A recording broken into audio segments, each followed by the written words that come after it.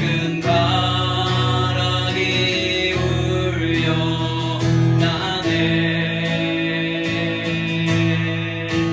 하늘 목조가 언제나 흘러나와 내 영혼을 보이 싸네.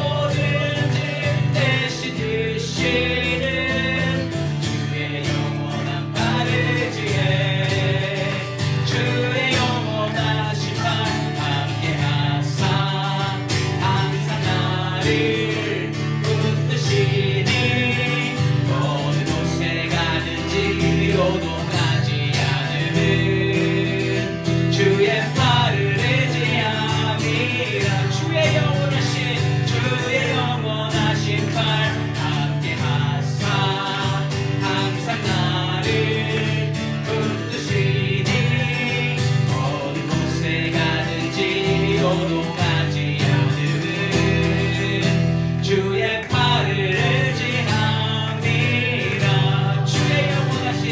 주의 영원하신 팔 함께 하사 항상 나를 붙드시니 어느 곳에 가든지 요동하지 않음은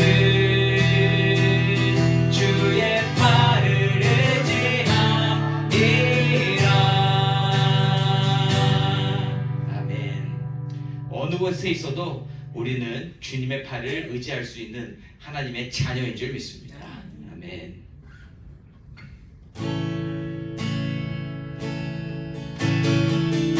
마음속에 어려움이 있을 때에 우리가 나아가야 할 곳은 우리 하나님인 줄 믿습니다. 그러한 마음으로 고백합니다.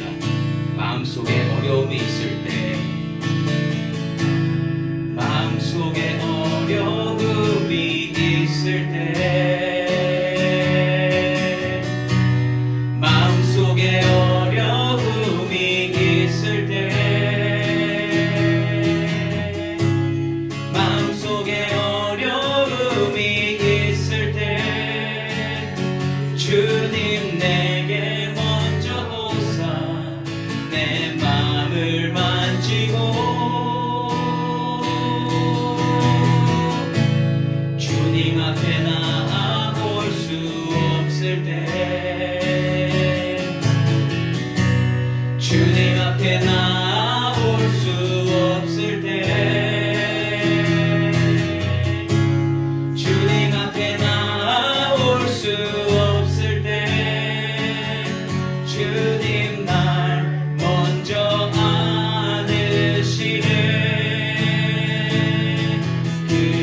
그럼에도 불구하고 날 사랑하시는 내 하나님의 사랑은 나의 모든 걸 덮고, 그럼에도 불구하고 날 안아주시는 내 하나님을 부를 때 아버지라 부르죠. 우리 처음부터 다시 고백해봅니다. 마음속에 어려움이 있을 때, 마음속에 어려움이 있을 때, 마음속에 어려움이 있을 때 주님 내게 먼저 오사 내 마음을 만지고 주님 앞에 나올 수 없을 때, 주님 앞에 나올 수 없을 때, 주님 앞에 나올 수 없을 때 주님 날 먼저 안으시네. 그럼에도 불구하고 날 사랑하시는 내 하나님의 사랑은 나의 모든 걸 덮고, 그럼에도 불구하고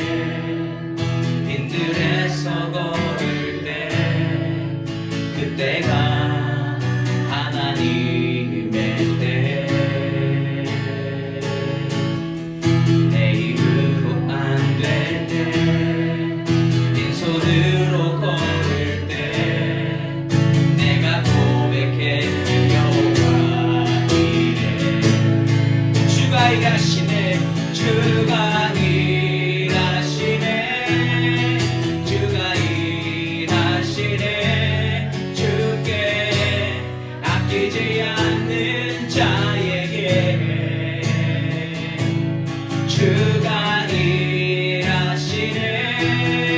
주가 일하시네.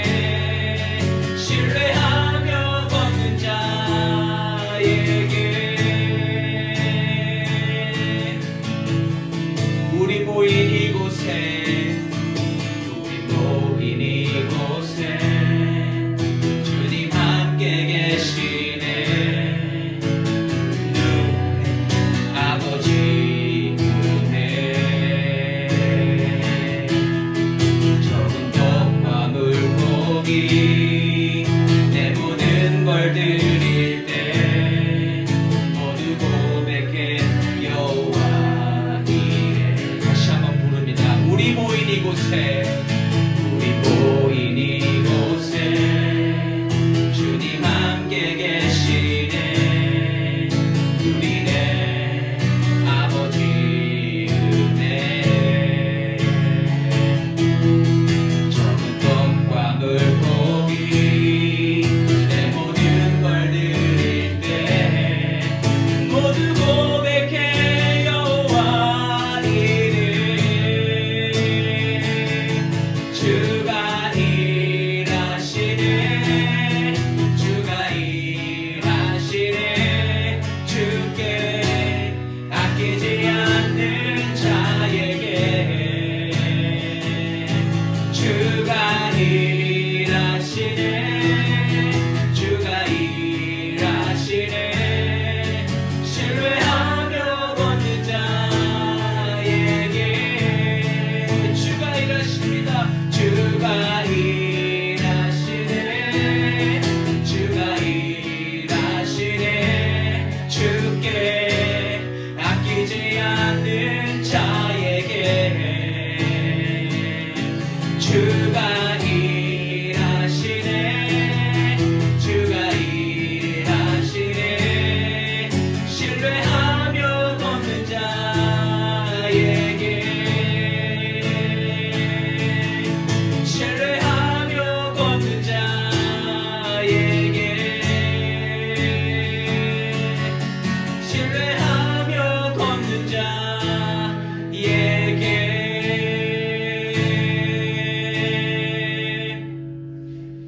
하나님 아버지, 우리가 지금까지 걸어온 길 주님의 길을 걸어왔습니다. 하나님을 신뢰함으로 말미암아 올 수 있었던 그 길을 우리가 걸어왔다 고백합니다. 아버지, 앞으로의 길도 주님만을 온전히 의지하여 주님을 온전히 신뢰하여 가는 길인 줄 믿사오니 아버지, 우리에게 믿음을 주시고 은혜를 주시고 말씀으로 인도하여 주시옵소서. 오늘도 하나님 주시는 그 길을 오늘의 말씀으로 말미암아 우리가 걸어가기를 소망합니다. 하나님 말씀이 들리게 하여 주시옵시고 말씀을 기억하게 하여 주시옵시고 그렇게 믿음의 길로 한 걸음 한 걸음 걸어가며 주님 약속하신 그곳으로 더 가까워지는 오늘 되게 하여 주시옵소서. 모든 것을 하나님께 맡겨드리오며 예수님의 이름으로 기도드립니다. 아멘. 여호수아서 21장 보시면 1절에서 오늘 45절까지 말씀이죠. 그런데 교독하는 부분은 1절에서 7절까지만 함께 교독하도록 하겠습니다. 여호수아 21장 1절에서 7절까지의 말씀, 제가 1절 먼저 읽습니다. 그때에 레위 사람의 족장들이 제사장 엘르아살과 눈의 아들 여호수아와 이스라엘 자손의 지파 족장들에게 나와 가나안 땅 시로에서 그들에게 말하여 이르되 여호와께서 모세에게 명령하사 우리가 거룩하여 성읍들과 우리 가족을 위해 그 목조들을 밀려주라 하셨나이다. 이스라엘 자손이 여호와의 명령을 따라 자기의 기업에서 이 성읍들과 그 목초지들을 레위 사람에게 주니라.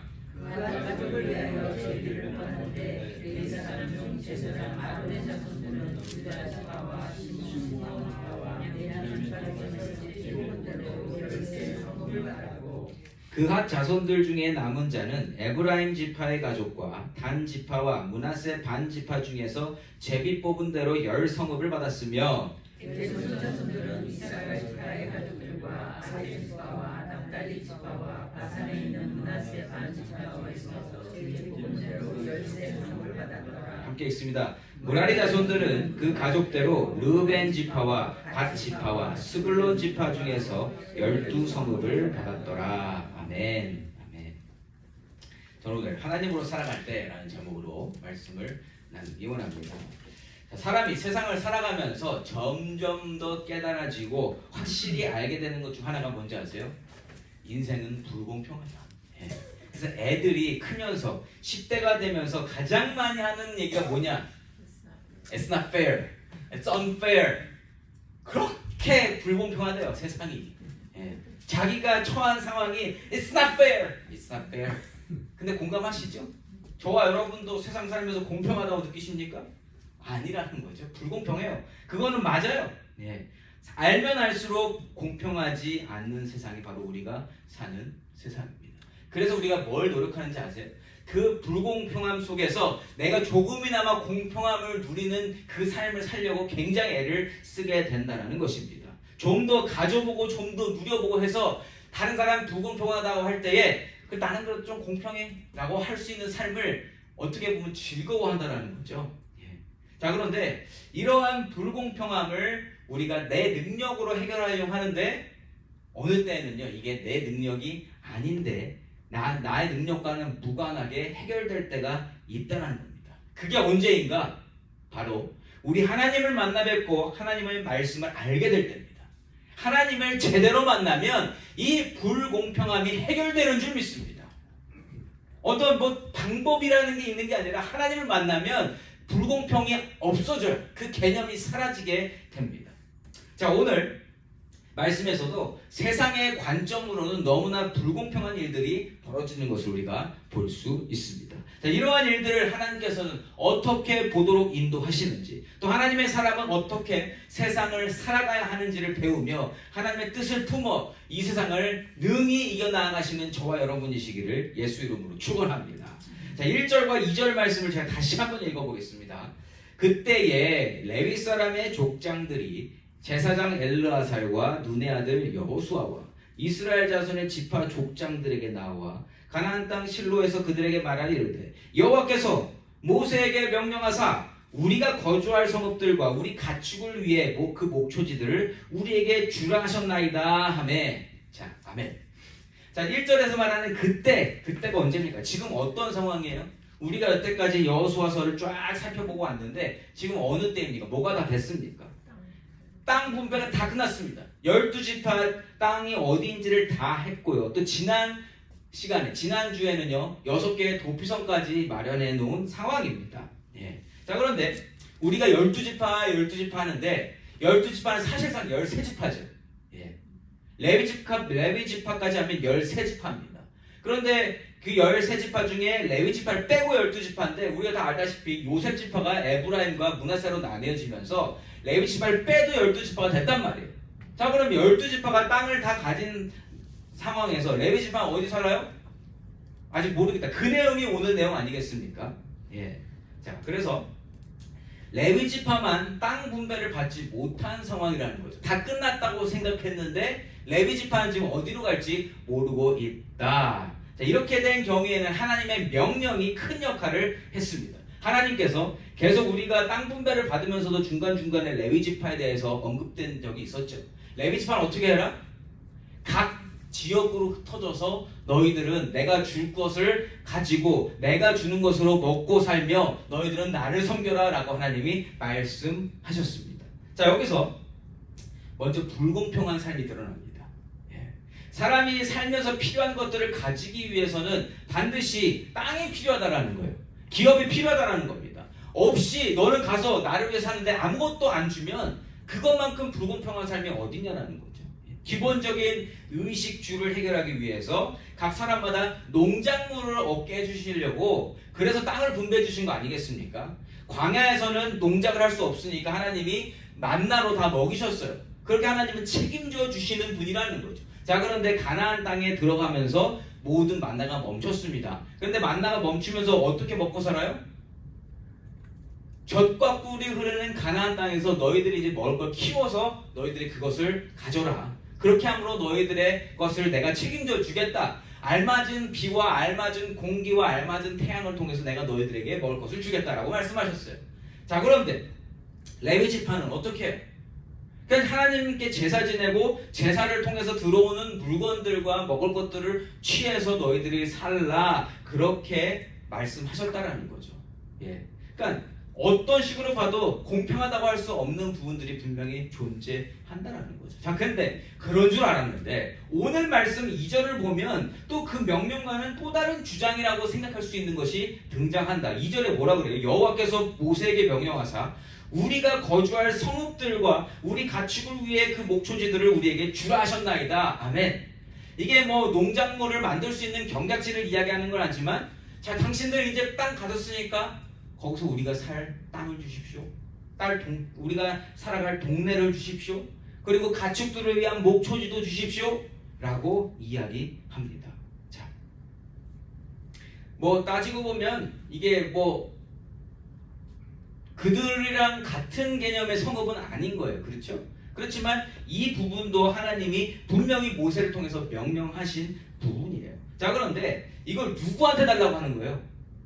자기들에게, 레위 지파가 자기들에게 필요한 것을 지금 누구한테 하고 있는가? 1절 말씀해 보시면 레위 사람들의 족장들이 나와서 여호수아와 제사장과 각 12지파의 족장들을 향하여 이 내용을 요청하고 있다. 그러니까 하나님이 따로 주신 거는 라고 크게 보면 할 수 있지만, 지금 이 땅을 다 이제 분배받고 거기서 이제 땅을 완전히 정복해야 되는 사람들한테 가서 우리 땅, 우리가 살만한 땅을 주시오, 이렇게 이야기하고 있다라는 거죠. 자, 그런데 자, 레위 지파를 뺀 나머지 12지파는 지금까지 어떻게 땅을 얻었어요? 땅 얻은 과정을 우리가 알지 않아요? 쉽게 얻었습니까? 아니요, 목숨 내놓고 얻었습니다.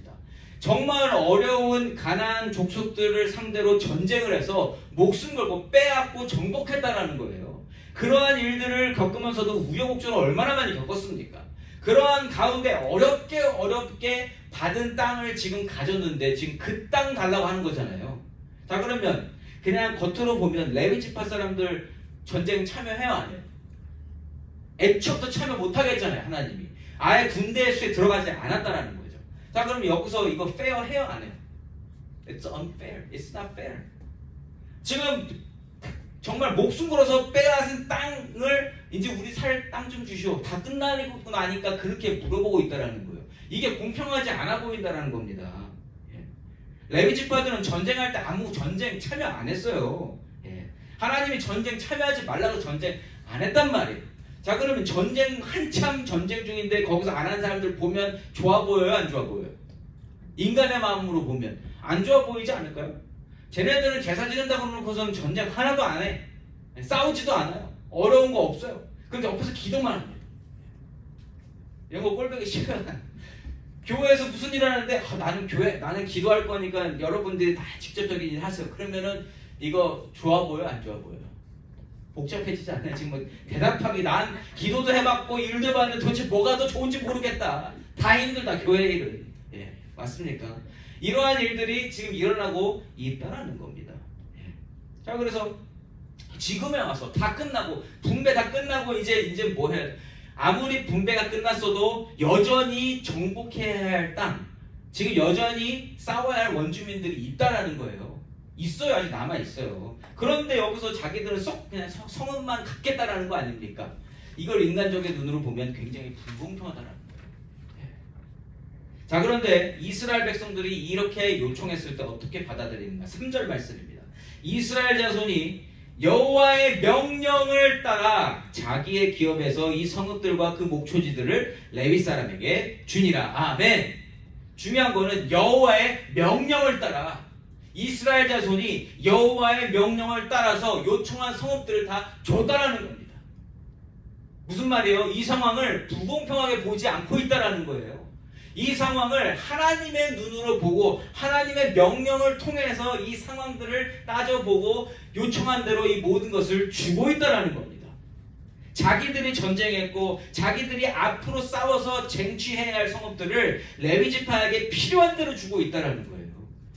이거는요, 하나님의 마음이 없으면 절대로 할 수 없는 일입니다. 싸우는 것밖에는 안 돼요. 어느 지파에서 몇 개의 성읍과 어느 정도의 목초지를 주었는지에 대한 구체적인 내용이 우리가 읽지 않은 8절부터 42절까지 말씀이 아주 자세하게 나와 있습니다. 그냥 뭐 여기 가지고 이게 아니라 정확하게 위치를 구별해서 그렇게 성읍을 나눴다라는 거죠. 자, 그런데 그 내용을 우리가 조금 살펴보면, 자, 레위는 3명의 아들이 있습니다. 3명의 아들. 게르솜이 있고요, 그핫이 있고 무라리가 있습니다. 그래서 레위 지파는 그 게르솜, 그핫, 무라리를 중심으로 계속 그 가지가 쳐지면서 그 레위 지파들이 다 성전을 관리하고 제사에 관련된 일을 하는 그 일들을 관리하게 된다는 거죠. 자, 그래서 4절에서는 그핫 자손, 5절에서는 게르솜 자손, 그리고 6절에서는 무라리 자손이 얻은 성읍의 개수를 먼저 설명하는 거예요. 이 성경이 정말 보기 좋게 모든 것이 나눠져 있다. 자, 레위 지파 크게 해놓고 게르솜, 무핫, 그핫, 그 다음에 무라리 이렇게 나눠서 좀 점차적으로 이렇게 가계도를 우리가 그려갈 수 있다. 자, 그런데 레위의 장소는 게르솜이에요. 게르솜이 먼저입니다. 그런데 오늘 이 레위 사람 성읍이 정해지는 걸 보면 그핫 자손이 먼저 나와요. 이유가 뭐냐면 하나님께서 세우신 제사장 직분이 아론 지파잖아요. 아론은 누구의 아들이냐면 그핫의 아들입니다. 그래서 그 지파가 먼저 등장하게 된다. 4절 보시면 가장 먼저 4절에 그핫 가족을 위하여 제비를 뽑았는데 레위 사람 중 제사장 아론의 자손들은 유다 지파와 시므온 지파와 베냐민 지파 중에서 제비 뽑은 대로 13성읍을 받았고 아멘. 자, 이렇게 나오게 됩니다. 자, 이스라엘 백성 중에서 하나님의 일을 중점적으로 감당했던 지파라고 하면 바로 레위 지파 중에 그핫 지파다라고 여러분들 생각하시면 돼요. 레위 지파 중에 둘째 아들 그핫, 그래서 거기서 아론과 모세가 나오거든요. 그렇게 이스라엘의 모든 일들을 중점적으로 감당한 지파가 바로 그핫 자손들이다라고 생각하시면 돼요. 자, 그리고 여러분들이 이 4절 말씀에서 확인하실 수 있듯이 그들이 거주하던 지역도 역시 우리가 굉장히 잘 알고 있는 이스라엘의 그 유명한 지역, 어디예요? 유다 지파, 시므온 지파, 베냐민 지파가 있는 곳을 그들이 먼저 받게 됐다라고 이야기합니다. 자, 레위 지파는 다른 지파들과는 다르게 12지파 가운데 다 흩어져 있죠. 다 흩어져 있습니다. 자기들은 그 가족끼리 뭉쳐 살지 못해요. 그렇게 흩어져 있다라는 거죠. 자, 그런데 그 지파들 가운데 흩어진 이유가 뭐예요? 이제는 가나안 전 지역에 살아가면서 그 가나안 전 지역이 하나님으로 뭉쳐질 수 있는 그 하나의 유기적 공동체가 될 수 있도록 만드시기 위해서 그 모든 곳에 하나님의 제사장들을 보낸 거 아니겠습니까? 그렇게 하신 하나님의 뜻을 우리가 확인할 수 있어요. 자, 그래서 이 모습을 보면 세상 여기저기에 세워진 로컬 교회들이 왜 있는가를 우리가 볼 수 있어요. 로컬 교회들이 있고 그 교회마다 하나님께서 세우신, 하나님께서 기름 부어서 세우신 종들이 다 위치해 있으며 그곳에서 하나님 말씀이 퍼지고요. 그렇게 돼서 다 로컬 교회를 통해서 어떻게 돼요? 하나님을 섬기는 하나님 나라가 전체적으로 다 만들어지는 거 아니겠습니까? 그러니까 이 모습은 결국 우리가 지금 살고 있는 모습 또한 보여주고 있다는 겁니다. 자, 그래서 이 동네 저 동네 우리 트루스 교회도 하나님이 이 동네에 세우신 분명한 이유가 있다. 그리고 모이는 저와 여러분을 통해서 하나님은 하나님 나라를 만들어 가시고자 하신다. 그래서 우리의 정체성을 항상 우리가 알고 있어야 돼요. 이건 크고 적고가 중요하지 않습니다. 하나님이 이곳을 세우셨다는 게 중요해요. 자, 그래서 세 지파에서 유다, 시므온 그리고 베냐민 지파에서만 13성읍을 얻었다라고 이야기합니다. 그리고 나머지 그핫 사람들이 에브라임 지파 그리고 단 지파, 므낫세 지파에서 10성읍에 머물렀다라고 또 5절에 증거하고 있죠. 자, 4절에서 증거된 유다, 시므온, 베냐민 그리고 5절에서 증거된 에브라임, 단, 므낫세.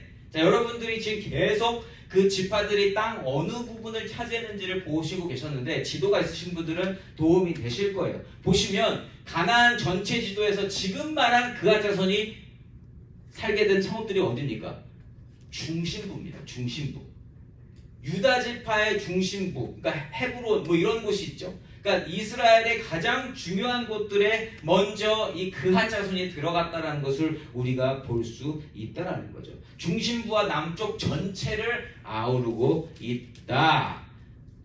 재밌어요 이게 보면. 그 제사장 후대들이 다 이쪽으로 모였다는 것을 우리가 알 수 있습니다. 자, 그럼 다른 레위 후손들은 어디에 자리 잡는가? 6절 말씀입니다.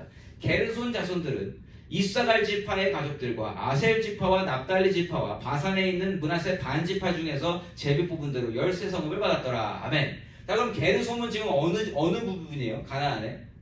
가나안의 북쪽 지역을 지금 담당하는 겁니다. 북쪽 지역. 아까 그핫 자손은 남쪽 지역, 중심과 남쪽 지역을 담당했다면 게르손은 이 위쪽이에요. 자, 그러면 가나안 전체를 봤을 때 이스라엘 지파 전체 봤을 때 남은 부분 어디겠어요? 요단 동쪽에 남쪽이 남았죠. 거기를 이제 무라리 자손이 차지하게 됩니다. 7절 말씀입니다. 무라리 자손들은 그 가족대로 르우벤 지파와 갓 지파와 스불론 지파 중에서 12성읍을 받았더라. 아멘. 자, 이렇게 보이시죠? 이제 눈으로 확인하시면 그래서 하나님이 레위 지파 사람들을 어떻게 어디로 보내셨는가를 정확하게 보실 수 있습니다. 자, 이렇게 큰 그림으로 레위 지파 사람들이 어떻게 흩어지게 됐는지를 보게 됐고요. 자, 그리고 9절부터 이제 42절까지는 더 구체적으로 각 지파마다 어느 성읍, 그 성읍의 이름을 직접 말씀하시면서 그 성읍마다 어떻게 레위 지파가 분포됐는지를 하나님이 말씀해 주신다라는 거죠. 아까도 말씀드렸지만 제사장 직분을 가진 아론 자손이 가장 먼저 제비 뽑기에 당첨됩니다. 10절에서 12절 말씀입니다. 레위 자손 중 그핫 가족들에 속한 아론 자손이 첫째로 제비 뽑혔으므로 아낙의 아버지 아르바의 성읍 유다 산지 기랏 아르바 곧 헤브론과 그 주위의 목초지를 그들에게 주었고 그 성읍의 밭과 그 촌락들은 여분네 아들 갈렙에게 주어 소유가 되게 하였더라. 아멘. 아멘. 지금 이 말씀들을 읽어보시면 좀 보이는 게 있어요. 그게 뭐냐면 땅 분배할 때도 그랬고 오늘 레위 지파가 이렇게 자기가 살 성읍들을 분배받는 그러한 모습 속에서 자꾸 가장 먼저 나오는 사람들이 있어요. 가장 먼저 나오는 사람들. 아론 지파 지금 나왔는데 땅 분배에서도 가장 먼저 땅 분배 받은 요단 동쪽 빼고 이 가나안 이쪽 서쪽 요단 서편에서 가장 먼저 땅 분배 받은 지파는 어느 지파? 유다 지파였습니다. 유다 지파. 그리고 가장 먼저 갈렙이 나서서 자기가 헤브론 산지를 거기를 받았잖아요. 자, 그것처럼 이번에도 유다 지파가 가장 먼저 나서서 레위 지파에게 성읍과 목초지를 주게 되는 모습을 보게 됩니다.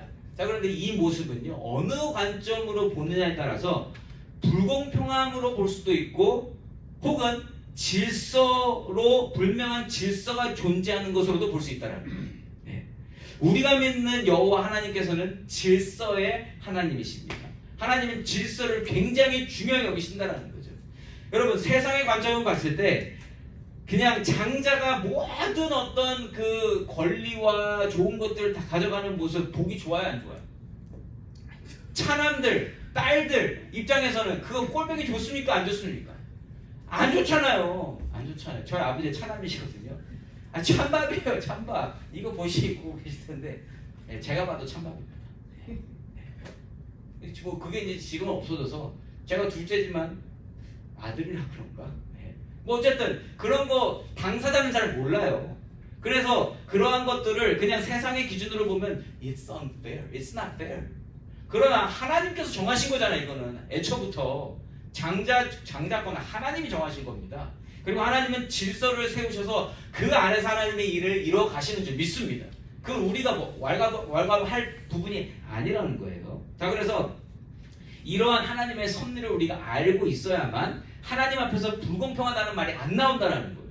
지금 유다 지파가 먼저 나서서 레위 사람들에게 성읍을 주고 있습니다. 그렇게 하고 있어요. 그런데 레위 지파 입장에서 봤을 때 이렇게 되어지는 것들 중에 유리하지 않은 것도 있다라는 거예요. 13절 말씀이 이렇게 나옵니다. 제사장 아론의 자손에게 준 것은 살인자의 도피성 헤브론과 그 목초지요, 그 또 림나와 목초지와 이렇게 준 거예요. 자, 도피성을 먼저 생각했을 때 여러분 도피성읍에 사는 게 좋을까요, 안 좋을까요? 도피성이 왜 필요하다고요? 아니 살인자들이 오는 곳이라고요. 살인자들이. 막 감옥 수용소, 제가 이 아틀란타 오면서 깜짝 놀란 게 동네에 감옥이 있어요. 이 지도를 크게 놓고 보잖아요. 저희 집에서 조금만 가면 감옥이 있어요. 근데 그 옆에 보면 부잣집들이 많아요. 근데 아무도 몰라. 제가 어느 순간 길을 잘못 들어가 처음에 왔을 때 무슨 철조망 같은 게 이게 도대체 뭐 하는데 이제 학교 같진 않고 나중에 그 감옥이 있는 거예요. 네. 희한하다. 괜히 기분이 좀 그렇더라고요. 감옥 옆에 살고 싶은 분. 네. 없잖아요. 도피성 뭐 하는 데라고 그래? 살인자들이 오는 곳이에요. 이게 죄가 있든 없든 살인하면 그냥 거기로 달려온다니까요. 그러면 거기 사는 게 좋을까 안 좋을까? 안 좋아요. 그냥 보면. 근데 레위 지파들은 그 도피성의 성읍의 주인이 되는 겁니다. 그래서 거기서 모든 일들을 다 처리해야 된다. 살인범죄를 다루는 일을 감당해야 되는 사람들. 그러니까 다 따지고 들면 다 불공평합니다. 이 세상은. 그거 어느 것 하나 공평한 건 없어요. 예. 그러려면 다 똑같이 생겨야 되고 생긴 것도 다 다르잖아요.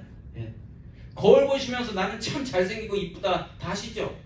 그만큼 우리는 다 좋은 걸 얻은 거예요. 공감이 안 이루어지지 지금. 예. 근데 자기 얼굴 보면서 나는 왜 이렇게 생겨서 사는 분들 있잖아요. 그러니까 그런 것조차도 공평하지 않다고 생각하면 불공평하다라는 거예요. 어쨌든 하나님은요 가장 먼저 받은 만큼 큰 책임과 의무와 사명을 동시에 주는 도피성을 먼저 말씀하신다라는 거예요. 예. 그렇게 하면서 하나님 안에서 막중한 역할을 감당해야 되는 것, 이것을 말씀으로 보여주시고 계시다라는 겁니다. 예. 이와 같은 말씀의 구조를 따라서 가면 그하 자손이 계속 가서 26절에서 맞춰지고요. 27절에서 32절까지는 또 게르손 사람들이 어떠한 성읍을 받게 되는지가 나오고 33절에서 42절까지는 무라리 성읍 사람들의 성읍으로 나뉘어지게 됩니다. 이렇게 해서 레위 지파가 전체적으로 도피성 6개까지 해서 얻는 성읍의 개수가 48개예요. 48개의 성읍에 다 나뉘어져서 살게 된다. 41절과 42절 말씀입니다. 레위 사람들이 이스라엘 자손의 기업 중에서 받은 성읍은 모두 48성읍이요 또 그 목초지들이라. 이 각 성읍의 주위에 목초지가 있었고 또 모든 성읍이 다 그러하였더라. 아멘.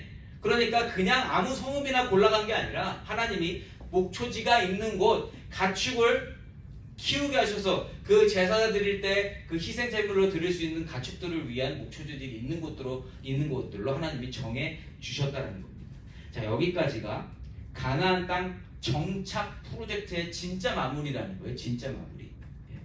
하나님께서는 이렇게 땅을 허락해 주시고 이스라엘이 가나안 땅 전역에서 동시다발적으로 하나님을 섬길 수 있고 하나님 말씀을 들을 수 있고 하나님의 인도하심을 받을 수 있게 그 바탕을 만들어 주셨다. 그리고 그냥 거기서 끝내시는 것도 아니고 가나안 땅에 평화도 가져다 주십니다. 44절과 45절 말씀입니다. 여호와께서 그들의 주위에 안식을 주셨으되 그 조상들에게 맹세하신 대로 하셨으므로 그들의 모든 원수들 중에 그들과 맞선 자가 하나도 없었으니 이는 여호와께서 그들의 모든 원수들을 그들의 손에 넘겨주셨음이니라. 여호와께서 이스라엘 족속에게 말씀하신 선한 말씀이 하나도 남음이 없이 다 응하였더라. 아멘. 신실하신 하나님께서는 약속하신 바를 말씀대로 이루시면서 이스라엘이 가나안 땅에 정착하여 살아가게끔 모든 준비를 시켜주셨습니다.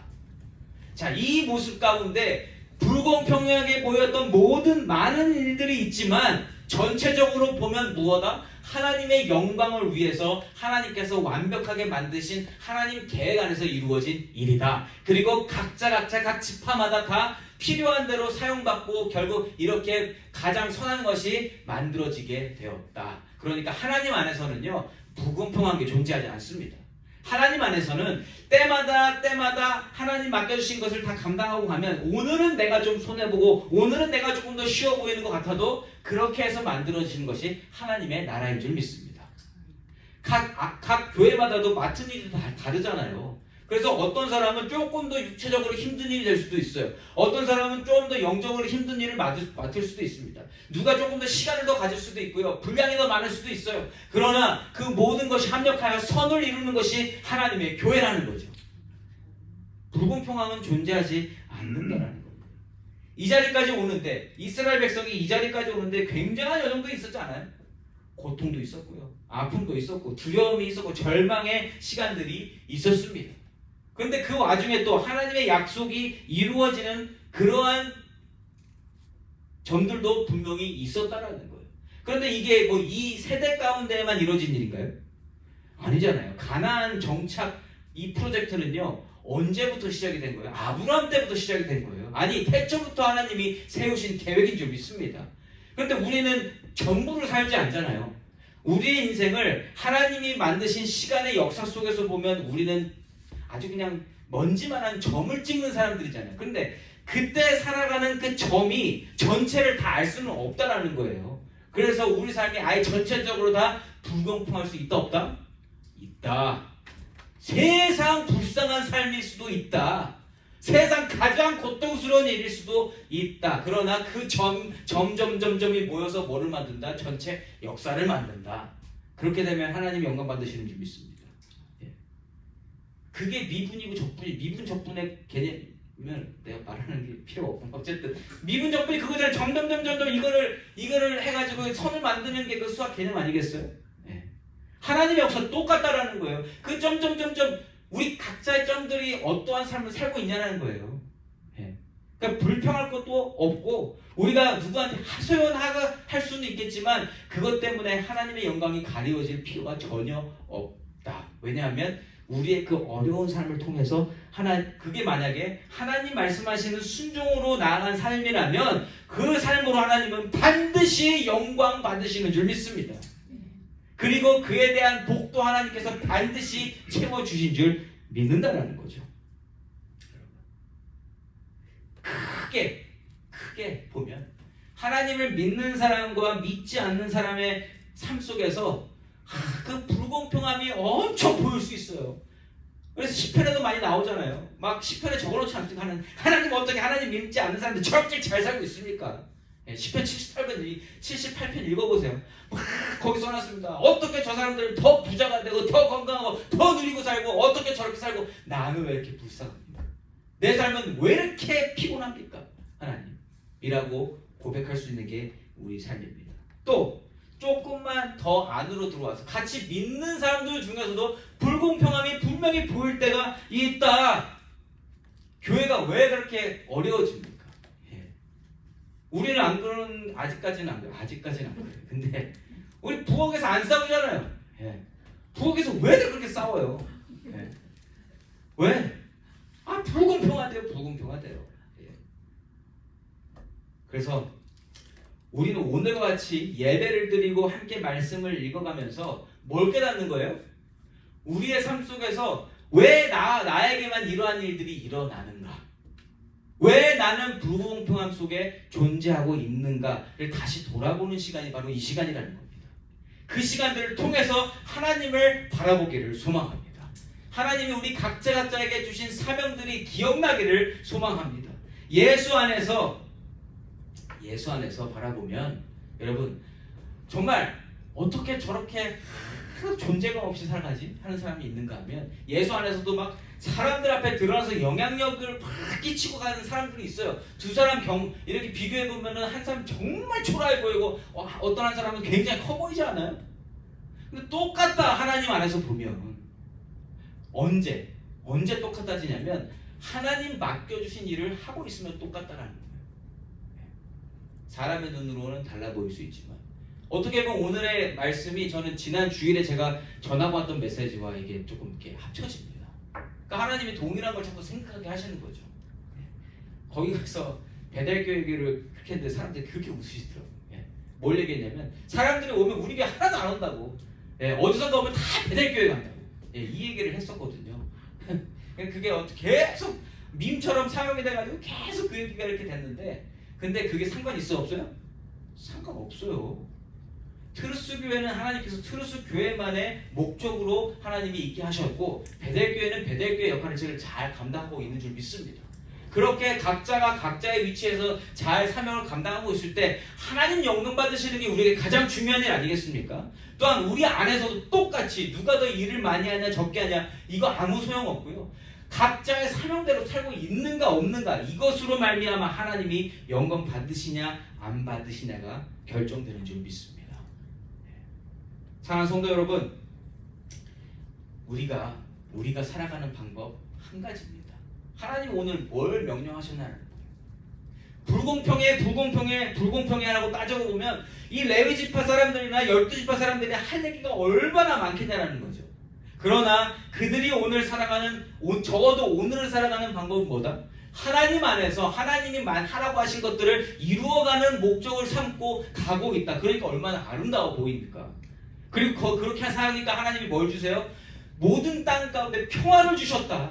아무도 싸우지 않고 또 싸워야 될 대상과는 하나님이 대적하지 못하도록 그들에게 무서움을 주셔서 이 이스라엘을 대적할 사람들이 아무도 없었다는 겁니다. 무슨 뜻입니까?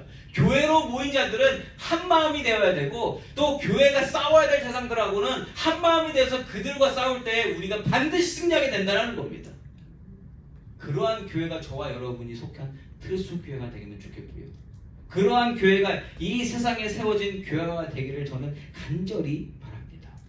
오늘 말씀을 통해서 우리에게 맡겨진 하나님의 사명을 다시 한번 마음속에 새기시면서 하나님은 질서의 하나님이시고 하나님은 100% 공평하신 분이시며 하나님은 은혜로운 분이시다라고 기억하시며 그 하나님을 섬기는 것에서 기쁨을 얻고 평강을 얻고 은혜를 얻으며 한 걸음 한 걸음 나아가는 귀하고 복된 우리 트루스 교회 성도들 되시기를 예수 이름으로 축원합니다.